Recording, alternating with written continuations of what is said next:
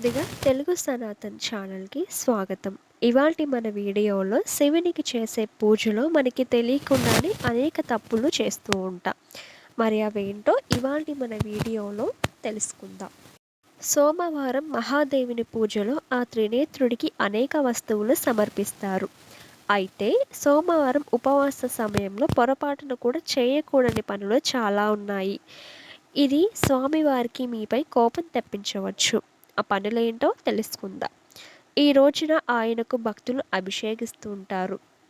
పాలు, పెరుగు, తేనె, నెయ్యి, చక్కెరలను పంచామృతాలు అంటారు. అయితే పంచామృతాలతో అభిషేకించేటప్పుడు కొందరు రాగి పాత్రలను ఉపయోగిస్తారు. వీటిని అస్సలు ఉపయోగించకూడదంట. వీటిలో ఉండే రసాయనాల వలన పాలు, పెరుగు వేయగానే వెంటనే విరిగిపోతాయి. దీన్ని గమనించకుండా అభిషేకిస్తే విరిగిన పాలు, పెరుగు వేసిన పాపం మనకు చుట్టుకుంటుంది. పాలను ఇత్తడి, స్టీల్, వెండి పాత్రలు ఉపయోగించాలి. సో తెలుసుకున్నారు కదా! మరిన్ని ఇలాంటి కంటెంట్స్ కొరకు ఛానల్‌ని సబ్స్క్రైబ్ చేయండి. కంటెంట్ నచ్చితే లైక్ అండ్ షేర్ చేయండి. అలాగే మీ అభిప్రాయాన్ని కామెంట్ రూపంలో తెలియజేయండి.